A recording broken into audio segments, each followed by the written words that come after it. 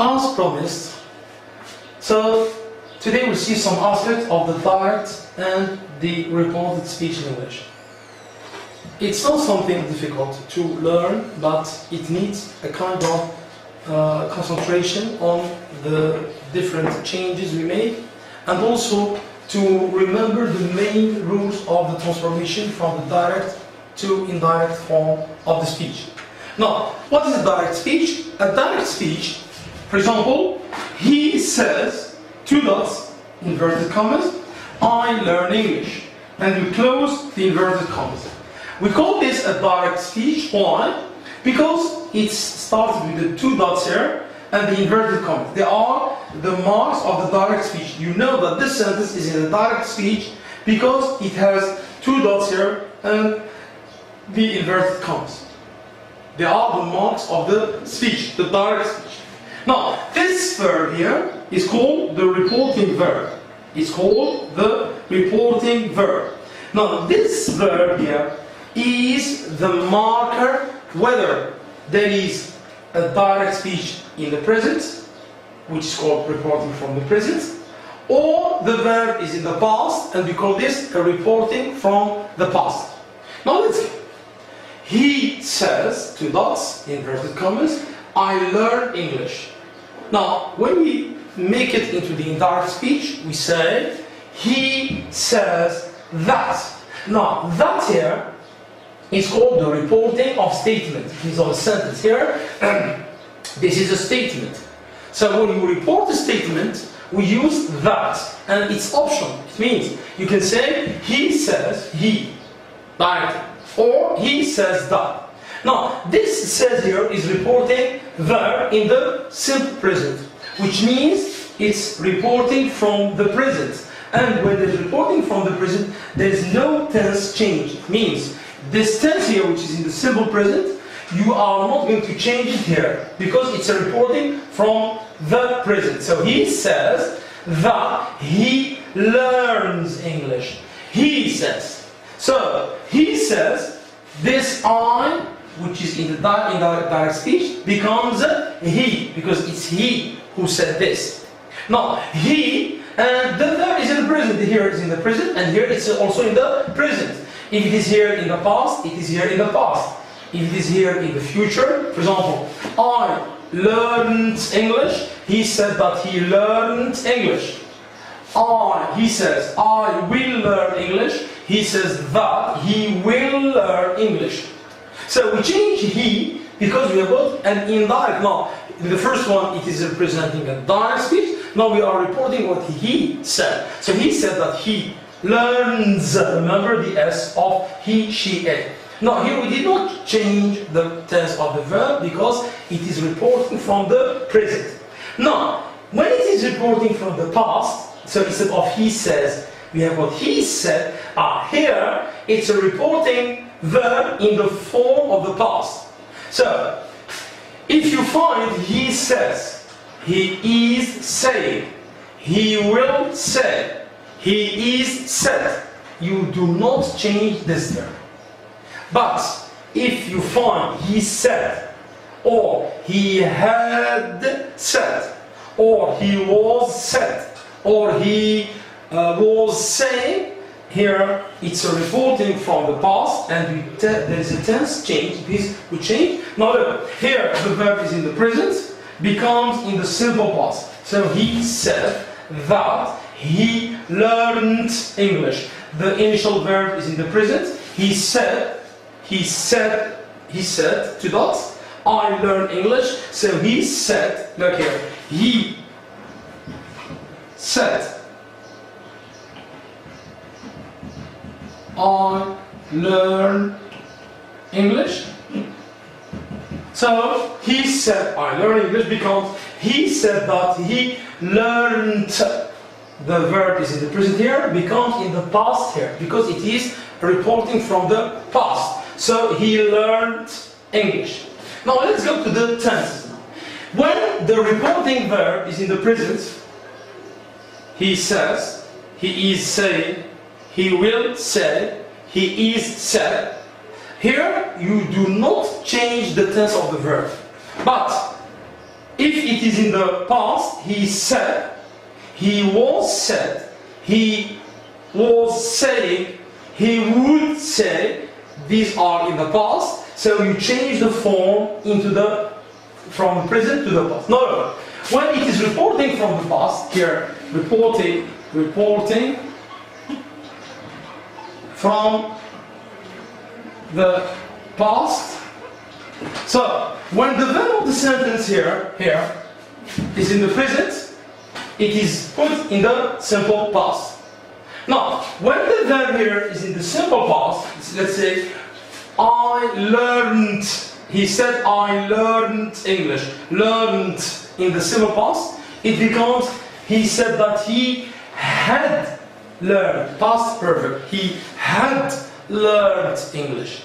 Now, when you say, when the verb is in the past perfect, for example, he said, I had learned English. So in the reporting, he said that he had learned, because the past perfect remains the past perfect in the same sentence. It doesn't change.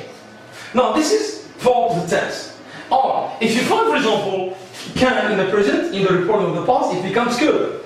May, might, must, had to, will or shall or shall becomes would or should in the transformation of the sentence. So, when you report a verb in the present, reporting from the present, you do not change the verb. But when you report from the past, you change the tense in the indirect speech. Now, this is concerning reporting a statement. So, when you report a statement, we use that. We use that. So, you take these two dots and inverted commas and replace them by that. Now, what about now reporting a question? He asks, is reporting from the present. He asks, can you help me? Question mark. He asks, where do you study? Question mark. Now we said that this is reporting from the present because there's the inverted commas and the question, direct question. Now when you say he asks, now we can't say that because it is not a statement. It's a question. So we use if or whether. Means you say, he asks if I can help him. Remember, when it is reporting from the past, the present, we do not change. Can becomes can here, because we are not reporting from the past, we are reporting now. So he says, if or whether. Means you can say, he said asks whether I can help him or if I can help him. Now look at this question. Here, can I, look, can you, is inversed. Here it's a question, here it's not a question, here it's a sentence. Whether I can. Now when you report a question, it doesn't become a question, it becomes a sentence. So you start with the subject, then the verb, then with the complement of the sentence. Now he asks in the simple present, reporting from the present. Now, what about if we have he asked? He asked. Now, he asked if or whether I could. So, when there is he asks, and when there is he asked here, so asks here is in the present, reporting from the present, but asked here is reporting from the past. So, he asked if or whether, you are free to choose one, I could. Remember, can becomes could. Look at it. Can becomes could. Now the second sentence. He asked, or he asks, where do you study? Now, in the first one, it's a yes-no question. In the second one, it's a WH question. Now, the yes-no question, when you report it, you use if or whether. If or whether. But when it is a WH question, where do you study? Now, sorry, he asks about, not if, not whether, not that, but about. Now, about, and you start with the WH question, where, then you put the subject here, where, he asks, where you, with I, it becomes where I. Now, study, because do study is in the present, so where study, where I study, and full stop, because it's not a question. Now, if we had, he asked, where do you study? Where he asked in the past, where do you study? So he asked about, now where I studied. Why? Because to study is in the present. When it is reporting from the past, it becomes in the simple past. The simple present becomes simple past. But remember, where I studied or where I studied, not where studied I or where study I. The question doesn't become a question in the indirect speech. This is concerning the reporting of a question. Now, in a statement, you say he says that, or he said that, or he answers that, he replies that. But in a question, if this yes no question, can you, will you, have you, were you, are you, okay, something like this, you start if or whether, if or whether. But if it is a WH question, you use about. He asks about, or he asked about. Now, an order now. For the order, there's no difference between the present or the past. It means whether it is reporting from the present or reporting from the past, the situation is the same. Look, the man orders, or the man ordered, keep honest, do not accept bribes. Now, when you transform this into the passive, look, he orders, or he ordered, it is the same. It is whether you have orders or whether you have orders, ordered, it's the same. He orders. Now, this verb keep stem becomes 2 plus 10. So he orders or ordered to keep honest. And this do not accept bribe becomes not to accept a bribe. So when it's keep, to keep, do not keep, not to keep. So you just take the do and we let the stem with not to. Or to keep. So here I said there is no difference between reporting from the present or reporting from the past. Now, the man suggests or suggested is the same. It means whether you have the man suggest or the man suggested, let us be serious and let us not cheat. This sentence, if you transform it into the indirect speech or the reported speech, now, this let us is not considered in the transformation. Why? Because it is not part. The verb is be or cheat. It is not let us, it is be or cheat. So here, he suggests or suggested not first to be serious. To be. This one is erased because it is not used in the reporting. Because let us here is just a form of we. There's you and we. So when we use we say let us in as a group. And so we just, this is the verb, not this one. We don't say to let us. No, it's to be. So he suggests to be serious. And let us not become not to cheat. Not to cheat.